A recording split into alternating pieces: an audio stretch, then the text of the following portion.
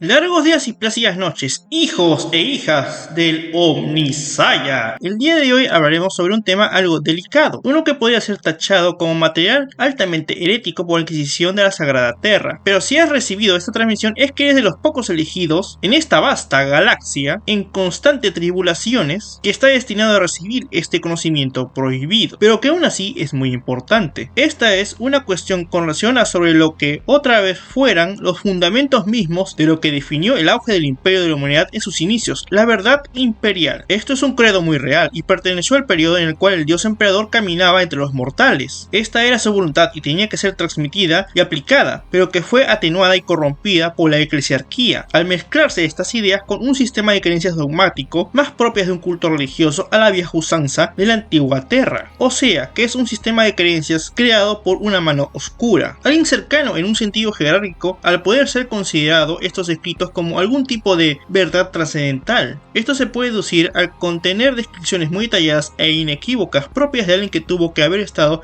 en presencia del emperador en vida múltiples veces. Sin embargo, al contrastar sus ideas con relación a los conceptos de verdad imperial, puedo dar testimonio que son incompatibles. Al ser alguien cercano no significa que fuera alguien abierto a las enseñanzas del emperador realmente, sino que estaba envuelto dentro de su impermeable y duro caparazón de creencias arcaicas y totalmente fanáticas que vieron al emperador no como un emancipador de la humanidad de su terrible destino aciago por la era oscura de la tecnología, sino como una especie de mesías destinado a ser adorado como un dios, y que por ende la humanidad debería rendirle pleitesía en forma de servidumbre eterna en lugar del lumínico futuro próspero que había visionado el emperador para la humanidad, al lograr que ésta consiga su verdadero puesto como la raza suprema entre las estrellas. Para algunos podría sonar blasfemo, pero según antiguos registros de esta era, uno de los hijos rebeldes del emperador, el único que podría entrar bajo este perfil es Lorgan Aureliano, de los portadores de la palabra. Este fue uno de los primarcas del emperador. Este era un individuo muy especial, a diferencia de sus hermanos. Él veía a su padre no solo como un ser poderoso que lideraba a la humanidad, sino que bajo sus ojos realmente era un auténtico dios. Esto era un problema, al menos para la visión que quería inculcar el emperador. ¿Cómo es así? Pues existe un contraste muy remarcable entre la verdad imperial, que sería la voluntad original del emperador para con la humanidad, y la propia visión de Lorgan, que se refleja en el Leviticus Divinitatus. Este por mucho tiempo fue usado como la base fundamental de la idiosincrasia del culto imperial y la formación de la eclesiarquía. El emperador sufría una revisión de su propia persona, pasando de no ser solo la máxima representación y líder de la humanidad, sino a ser un dios. Podría parecer que es poco importante, de pasar de una idolatría a una figura de autoridad a la de ser una deidad, pero estarían equivocados. Cuando el emperador caminaba entre simples mortales, el enfoque central en el cual se suponía que debía concentrarse la civilización humana era el nuevo tipo de pensamiento neohumanista, donde el ser humano era el centro del universo, prácticamente el pináculo de la creación cuyo destino estaba entre las estrellas, y cualquier otra cosa eran meras distracciones y estorbos para su desarrollo. Toda costumbre cultural y social que no inspirara al desarrollo humano, personal y social eran suprimidos. Era verdaderamente un momento de un nuevo renacimiento para la civilización humana desde la caída de la vieja noche. Este era el tiempo de la auténtica verdad imperial. Esta era la auténtica idea que quiso transmitir el emperador a la humanidad antes de ser terriblemente desdibujada. Esta era un conjunto de filosofías y costumbres racionalizadas y seculares, en donde se ensalzaba especialmente los valores de la razón, ciencia y continuo progreso secular, por sobre cualquier tipo de creencia que pasaría a ser tratadas como meras formas de pensamiento arcaicas ya en desuso, cosa que por un lado parecería buena idea, pero que demostraría ser algo que terminaría por voltearse en su contra. El culto imperial promueve la reverencia al emperador y a la institución que lo representa de forma extrema, lanzando por los suelos el propósito redentor y progresista de su filosofía original. Esto porque ahora, con la pérfida adoración religiosa, los humanos se sumergen en un nuevo hermetismo ideológico, en el cual se ha reemplazado la esperanzadora luz del progreso por un poderoso dogmatismo religioso y supersticiones funestas. En resumidas cuentas, la supuesta fe que nos quieren imponer mediante el culto imperial solo es una realidad distorsionada, a conveniencia de aquellos que se quedaron con el control de la carcasa moribunda de lo que una vez fue el gran emperador. Un emperador glorioso, que ahora solo es un títere simbólico usado para alimentar el astronomical. Un cadáver viviente en eterna agonía, forzado a mantener con vida el remedio que quedó de su imperio, como si fuera un castigo por su fracaso, cuando tuvo que dar el empuje final en la herejía herejía que casi destruye Terra. Es por ello que debemos analizar si el emperador estaba en lo correcto o no, desde tanto su propósito inicial con la humanidad, evitando las mentiras de la eclesiarquía, y asimismo considerando las decisiones que lo llevaron a su estado actual y la decadencia del imperio. Para empezar, según podemos intuir en relación con la longevidad del emperador y el tiempo que se fue desarrollando la humanidad de forma relativamente acelerada, podemos hipotetizar que en efecto estuvo todo el tiempo experimentando con el destino de los hombres, tanto para impulsarlos desde las sombras como una mano invisible que nos fue guiando. En un principio apeló por la necesidad de los humanos por tener que arrojar su fe en alguna figura totémica, pero parece ser que fue más bien contraproducente. Pero a pesar de ello, la civilización pudo avanzar. Esto se hace evidente ante la gran cantidad de coincidencias entre diferentes figuras históricas míticas y similitudes entre diversas creencias sobre héroes y algunos tipos de mesías en cada cultura de la vieja Terra. Por evidencias sobre nuestro pasado, parece ser que hubo un momento en el cual tuvimos un nivel de tecnología superior incluso al que conocemos, el tiempo en el cual se crearon cosas milagrosas como las plantillas estándar, una edad dorada por así decirlo, pero desafortunadamente algo malo pasó. Éramos jóvenes y poderosos, así como muy creídos y confiados, y estábamos totalmente rodeados de enemigos, con falsas sonrisas. Por lo que no vimos venir nuestra propia debacle. Esta sería nuestra última gran prueba, una prueba a la cual fallamos estrepitosamente, y demostramos que ya era el momento en el cual el emperador se manifestase e interferiese directamente, al no haber otra opción más que la total aniquilación de la humanidad, ante especies senos esclavizantes y asquerosas mutaciones que llevan a destruir totalmente nuestra idiosincrasia genética.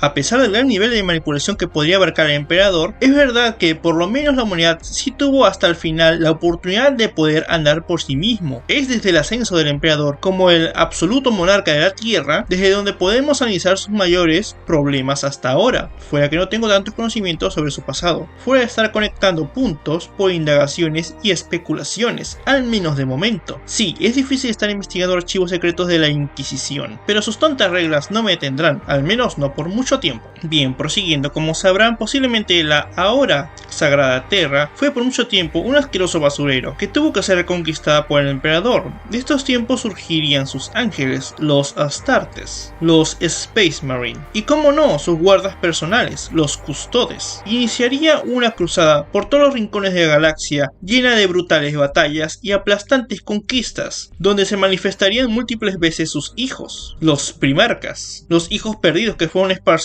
entre las estrellas por causas dudosas de la vida. Esto sería un punto de inflexión importante. Esto se supone que eran parte de un plan mayor, pero algunos de ellos resultaron en ser más bien un gran problema con consecuencias fatales. Nada duele más que una traición, porque viene siempre de alguien del cual confías. Podríamos repasar el perfil de cada uno, pero ello no va al caso, al menos no ahora. Es por ello que nos concentraremos en unos nombres muy puntuales. Lorgan Aureliano, de los portadores de la palabra, Magnus el Rojo, de los 1000 hijos, y Horus, primarca de los lobos espaciales, también conocido como el architraidor. Claro que habían más, pero estos lo considero que son los principales antagonistas, y los demás los mencionaré más adelante. Posiblemente este último es el nombre más importante, tanto así que los ángeles sangrientos enloquecen de rabia y se la pasan maldiciéndolo cada vez que se enfrentan en combate, de una forma bastante extraña y enfermiza. Pero ¿quién soy para juzgarlos? En orden, el primero es un primarca peculiar, por lo que él creía que el emperador era un dios, pero estas prácticas serían mal vistas por el mismo emperador, cosa que lo hizo caer de su gracia y ser disciplinado justamente, a mi parecer. Pero fue de aquí que se sembró la semilla del rencor, un monstruo que se comería la mente de Lorgan desde dentro e infectaría al imperio como una pandemia sin precedentes.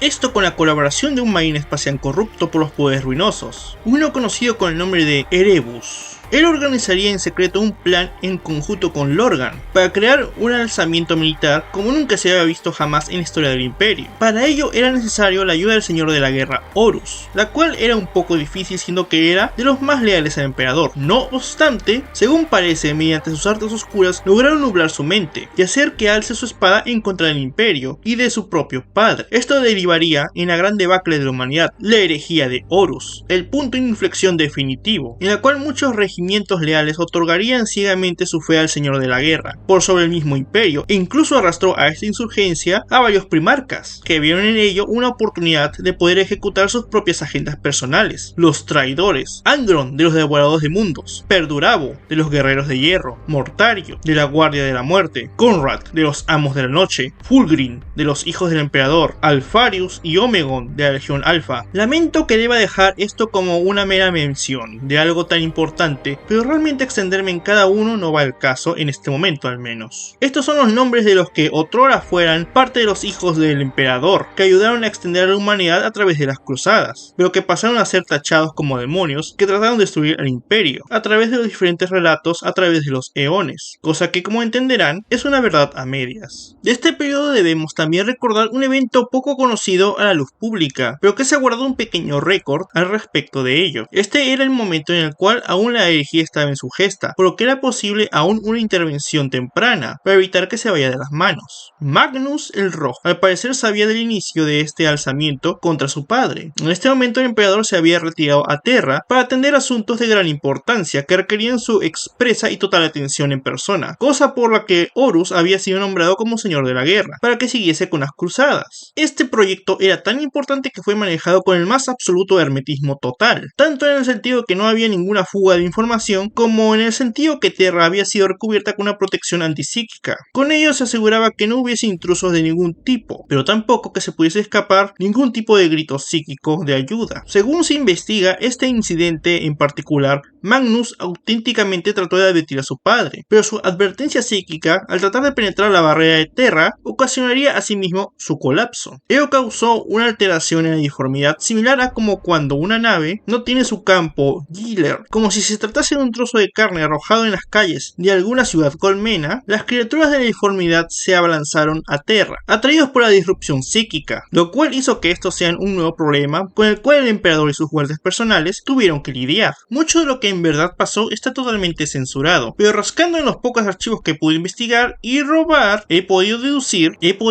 tanto basándome en lo que dicen como lo que dejan implicado, así como en lo que no están contando realmente. Esto explicaría perfectamente la gran ausencia de los custodes en medio de la Ceiba Terra. En verdad los traidores eran un problema, pero siempre la disformidad será primero. Después de este punto la historia general ya es muy conocida. El ángel Sanguinius daría su vida luchando contra el architraidor, la intervención del legendario soldado Oianius Pius, la estocada final del emperador contra Horus y su ascenso al trono dorado. Todo ello está aún en un extraño velo de misterio, historias incongruentes y mitología. Ahora bien, ¿qué podemos extraer de todo ello? ¿Dónde está el error? A partir del análisis que hice, desde su revelación como el emperador, podemos decir que en efecto tenía un plan redentor para la humanidad, pero claro, bajo su gran mano de hierro y constante vigilancia. Considerando que los problemas radican desde la relación que tuvo con sus primarcas, puede parecer que eran poco más que los generales de las diferentes facciones de su ejército, pero alguien con un pensamiento más frío se habría deshecho de varios de ellos, mucho antes, cuando aún eran un pequeño problema, ya que varios de ellos eran un tanto revoltosos, sobre todo ese tal Angron. Ya en la larga historia de la antigua Terra no faltan las listas de nombres de líderes que no tuvieron problemas en sacrificar a sus propios hijos, en nombre de una causa que consideraban como más noble, como fuese la leyenda de Alonso Pérez de Guzmán, que sacrificó a su propio hijo con tal de poder seguir defendiendo un castillo importante. La traición al emperador pudo haber sido controlada, ya que, según especulo, es debido a que el emperador tuvo demasiada piedad, demasiada para su propio bien. Aún veía a los primarcas más que como colegas de guerra, más que como sus creaciones, sino como sus hijos. Esto hizo temblar su mano y no los eliminó cuando aún podía. Su humanidad fue más fuerte y eso lo condenó. En mi humilde opinión, este levantamiento se podría haber controlado si hubiese cortado de raíz el problema con Lorgan. No obstante, podría ser que había incluso otro factor mucho más determinante. ¿Cuál se preguntan? Pues les explico a continuación. Pues el implícito conocimiento sobre la oscura verdad de lo que oculta la disformidad, el caos. Es verdad que hasta la fecha este es un tema muy delicado, el cual es muy poco tratado por prácticamente cualquiera que tenga la mínima información al respecto. Les aseguro que lo mismo sucedería en el pasado, está aún peor. Ello porque al menos ahora existen protocolos para controlarlo, aunque sean extremadamente poco delicados. El emperador suprimía más bien todo tipo de conocimiento al respecto, lo que por un lado evitaba la promulgación de información bastante peligrosa, que podría ser utilizada por psíquicos humanos a su conveniencia, los cuales podrían tener una mala fe contra el imperio y tratasen de explotar sus habilidades psíquicas. Sin embargo, esto también implica que no había una vigilancia sobre cualquier manifestación caótica en ningún nivel, prácticamente, al menos no de una forma tan intensa. El emperador fue muy confiado en cómo podía haber sucedido estas insurgencias. No dudo que siendo un conquistador a nivel galáctico tuviese medidas contra posibles rebeldías dentro de su ejército, pero esto lo superó completamente. Después de todo, las proporciones de la herejía fueron completamente monstruosas, y no hemos llegado a tener un desastre de tales proporciones aún. Es cierto que se trató de imponer restricciones a los psíquicos, como con el concilio de Nicea, pero como ya vieron, esto no detuvo a Magnus el Rojo. Considerando el resultado final de la Legión de los 1000 hijos y del planeta de Magnus, podemos deducir que se vio profundamente envuelto con el uso de poderes ruinosos, estos cubriéndose bajo el careto de ser una especie de mano amiga. Es muy bien sabido entre aquellos estudiosos de los fenómenos de la deformidad que nunca falta algún diablillo que se acerque a los psíquicos para seducirlos y guiar su camino. Obviamente Magnus siguió indagando por su cuenta sobre la deformidad y su juicio fue mal llevado, hasta caer en un error fatídico para el imperio mismo y para él. Una vez tachado como traidor, caería de sí mismo completamente dentro de las garras de los poderes ruinosos. A pesar de lo que ya dije de que esto se podría haber arreglado con el viejo método del hachazo a sus primarcas, la verdad es que esto podría haber acarreado consecuencias peores, ya que ello hubiese arruinado la imagen del emperador para con los demás primarcas, los cuales hubiesen alertado gravemente y considerarían que sus propias vidas estarían en riesgo en cualquier momento. Su percepción podría ser que eran desechables en cualquier momento, y en lugar de ser un alzamiento de una parte de los primarcas, podrían haber sido todos los que voltearían su espalda contra el imperio, haciendo que la herejía fuese aún más desproporcionada, llevando a la humanidad a su total extinción. Así que creo que ya podrán comprender cuál es mi punto a estas alturas, después de cantar una plétora de desvaríos míos, ¿verdad? Pues si no pueden conectar bien los puntos, se los explicaré. El problema principal fue la información. ¿Qué información? Pues el conocimiento que se tenía sobre el caos en general, al menos a la luz pública. Todo aspecto posible que se pueda tener, desde cómo identificarlo, medidas preventivas para evitarlo, controlar la contaminación por el caos, cómo tratar con los psíquicos rebeldes y peligros de explorar demasiado dentro de la deformidad. Es verdad que admitir que existen seres que podrían ser llamados dioses podría ir en contra de los intentos del emperador de eliminar la influencia consciente que estos tenían sobre los humanos, buscando una retroalimentación de su fuerza psíquica, cosa que se ve muy reforzada con el acto de adorarlos y reconocer que existen, por lo que se podría decir que el emperador trataba de matarlos de hambre. Es verdad que desvelar completamente la información puede resultar abrumador, ya que por un lado muchos supersticiosos podrían ver recompensadas sus viciosas visiones arcaicas sobre la pleitesía a alguna clase de deidad con este tipo de confirmación de su existencia, y también gente que podría simplemente considerar una buena opción para tener enormes cantidades de irrefrenable poder al vender su alma a los poderes ruinosos. El emperador trató de cortar la capacidad de los poderes ruinosos de seguir influyendo en los humanos, pero el enfoque que utilizó estaba errado. Lo mejor hubiese sido por lo menos informar a los primarcas sobre cómo funcionan realmente los poderes ruinosos, luego implementar una especie de equipo de respuesta temprana especializado en tratar con el caos. Estos serían miembros adjuntos a los capítulos de marines espaciales dedicados a vigilar y tutelar a los capítulos, en cómo evitar la corrupción del caos. Se nota que el dar tanta libertad a los primarcas en cómo podían hacer lo que quisiesen con la cultura de sus capítulos, solo resultó que estos se volviesen en una fidelidad bastante ciega con sus primarcas, dando la espalda al emperador. Con la intención misma de querer aplacar el caos, terminó porque este se descontrole, ya que no había ninguna prevención posible, ni por activa o por pasiva, que actuase como una especie de respuesta de choque inmediato tan pronto algún primarca se viera comprometido. Fue realmente una gran grieta en el plan del emperador. Una vez el caos se filtró entre sus filas, el cáncer infeccioso que realmente era se manifestó, tanto así que dejó una herida mortal en el costado del imperio mismo, un daño tan grande que aún lo podemos vislumbrar hoy en día. Entonces, ¿cuál podría ser la conclusión? ¿Realmente el emperador hizo todo lo posible pero la situación lo sobrepasó? ¿Verdaderamente el caos es una fuerza tan abrumadora, brutal e inevitable? Pues sinceramente, querido espectador, yo no lo creo. No creo que el emperador estuviese mal en sus intenciones de cortar en la mayor medida de lo posible la relación de los humanos con el caos, de matar de hambre a los cultos de caóticos, al grado que la humanidad pudiese otra vez ser dueño de su destino, y no solo parte de un gran juego. Pero el enfoque que tuvo fue muy malo. La completa ignorancia del problema mismo que quiso erradicar causó su propia caída. El emperador pecó de absoluta y total soberbia, soberbia. Dejó demasiado bien servido a las legiones de traidores para poder levantarse en una acción militar desastrosa. Para empezar, antes de la herejía, unidades imperiales, en lugar de ser destacamentos especializados, eran una combinación de diversas infanterías, por lo que cada uno podía actuar como una unidad independiente altamente eficiente y bastante completa. En otras palabras, cada comandante contaba con legiones muy bien equipadas y bastante organizadas para realizar todo tipo de tareas que pudieran proponerse.